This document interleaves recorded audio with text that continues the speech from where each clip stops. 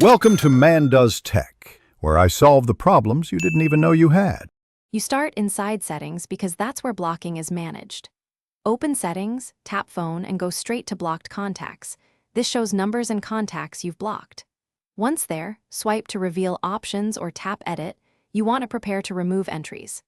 Make sure you're signed into your Apple ID so changes sync across devices, and have the correct device unlocked. This ensures deletions apply immediately and aren't prevented by restrictions or screen time settings. You'll now remove the blocked entry. Tap Edit, then the red minus and delete beside the number, or simply swipe left on an entry and tap Unblock. Either method restores calls, FaceTime, and messages from that contact.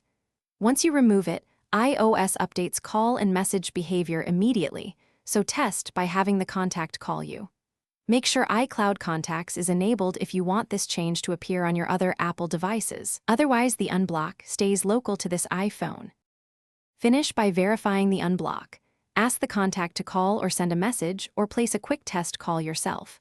If calls still don't get through, check related settings. Do not disturb, silence unknown callers, and screen time can mimic blocking, so disable those briefly to test.